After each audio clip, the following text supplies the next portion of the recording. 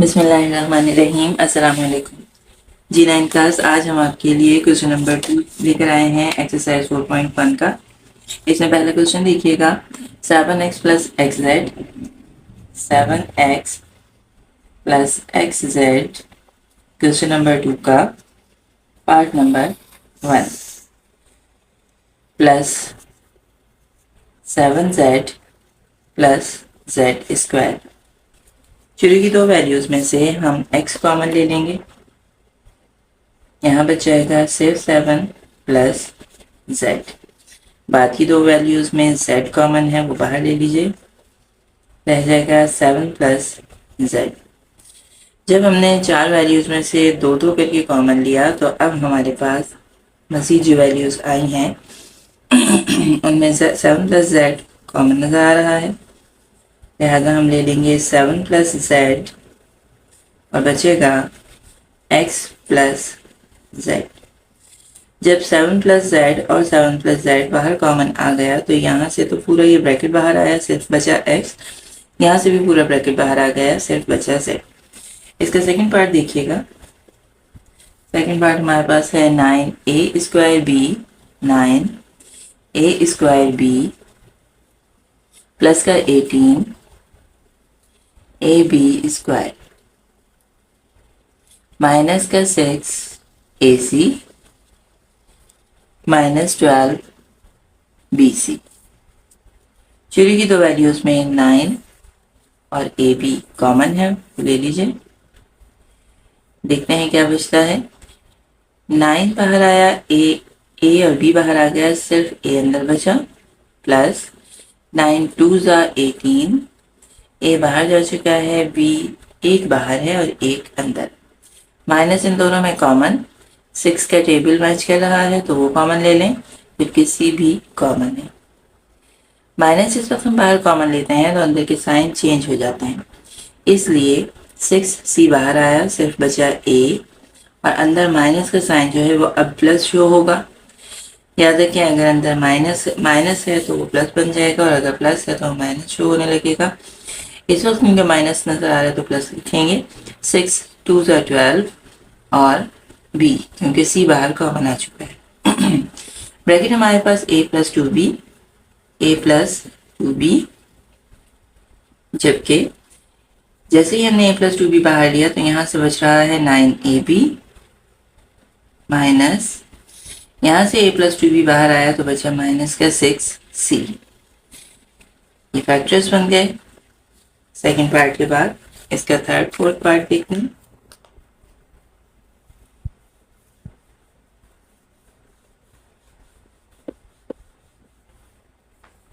Third part में है 60 minus 12b 6d minus 12b plus का 4t cube minus 8p cube. चार values हैं, दो दो करके इसमें से लेंगे कॉमन। 6 का टेबल ले लेते हैं शुरू की दो वैल्यूज में से कॉमन, तो अंदर बच जाएगा सिर्फ t माइनस 6 2 ज़ा 12p। सिर्फ 6 कॉमन था वो लिया हमने, प्लस का 4 का टेबल भी कॉमन है और q भी इन दोनों में कॉमन है।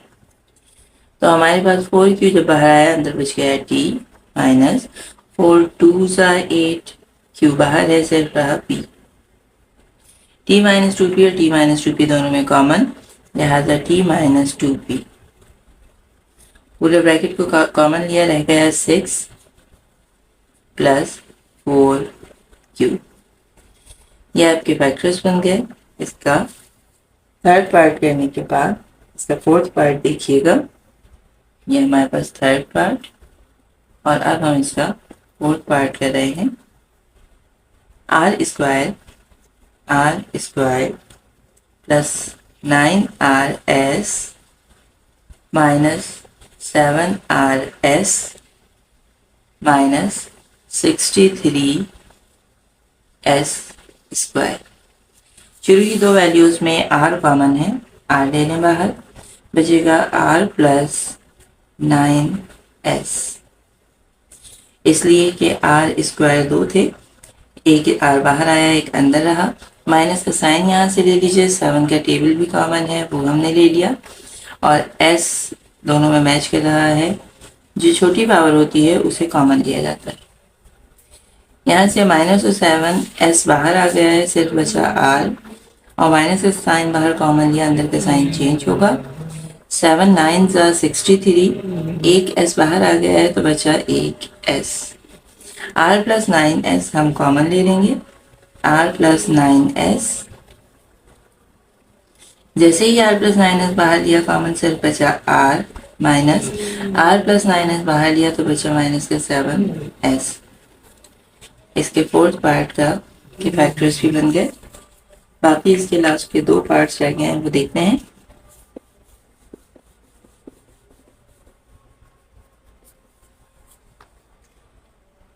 फिफ्थ पार्ट में वो आपसे कह रहे हैं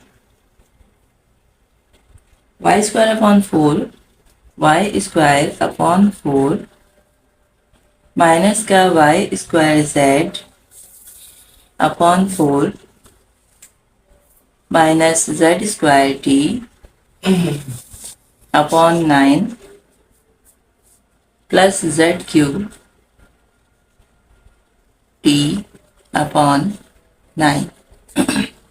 शुरू की 2 वैल्यूज में देखें, वाई स्क्वायर अपॉन 4 कॉमन है, वाई स्क्वायर अपॉन 4 हम कॉमन ले लेंगे।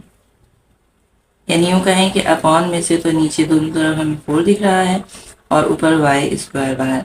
यहाँ से पूरी वैल्यू वाई स्क्वायर अपॉन 4 बाहर आ गई है। जब पूरी वैल्यू बाहर आ जाए तो अंदर 1 शो होता है, माइनस वाई स्क्वायर बाहर और 4 भी बाहर, सिर्फ यहाँ बच रहा है z।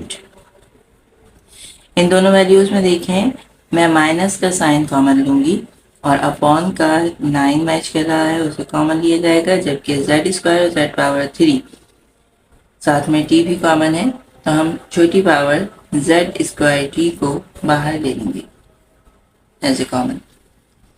जब z स्क्वायर t अपॉन 9 पूरी वैल्यू बाहर आ गई तो अंदर बचा 1, माइनस का निशान साइन बाहर कॉमन लिया है तो अंदर ये जो प्लस है ये माइनस में चेंज हो जाएगा। z स्क्वायर टी अपॉन 9 तो बाहर है, लेकिन एक z बचा हुआ है वो हम अंदर लिख देंगे। ब्रैकेट हमारा मैच कर रहा है 1 माइनस जेड और 1 माइनस जेड, इसे हम कॉमन लेंगे 1 माइनस जेड, और रह गया Y square upon 4, Y square upon 4, यहाँ से बचा z स्क्वायर टी अपॉन 9। जैसे ही पूरा ब्रैकेट बाहर आता है, सिर्फ और सिर्फ ये वैल्यू हमारे पास बचती है। ये हमारे फैक्टर्स बन गए फोर्थ पार्ट के, फिफ्थ पार्ट के। अब इसका लास्ट पार्ट देख लेते हैं। 6 पार्ट है हमारे पास। इसमें कह रहे हैं 10x बाय 6 पार्ट में हमसे कहा जा रहा है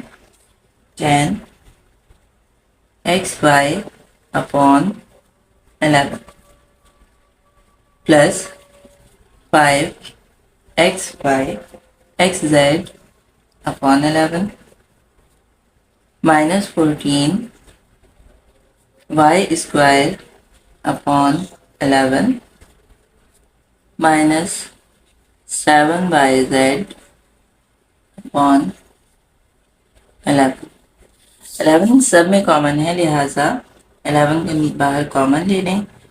ऊपर की वैल्यू में अगर सारी वैल्यूज में कोई चीज़ कॉमन होती तो हम ले लेते। 7 का टेबल 14 और 5 और 10 कोई भी लफ्ज़ आपस में ऊपर मैच नहीं कर रहा, x भी सब में नहीं है, y भी टोटल सब में नहीं है और z भी, लिहाजा ऊपर कुछ मैच नहीं कर रहा, नीचे 11 है। अगर हमने नीचे वाली वैल्यू को कॉमन लिया है और ऊपर कुछ भी कॉमन नहीं आ रहा तो फिर हम ऊपर 1 शो करेंगे, यानी 1/11 हमारे पास कॉमन है। तो बच जाएगा 10xy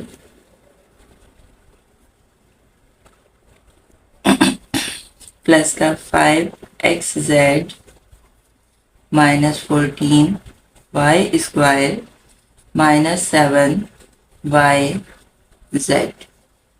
अब 2 वैल्यूज में से कॉमन लेते जाएंगे, 1/11, इन दोनों में 5 कॉमन है और साथ में x।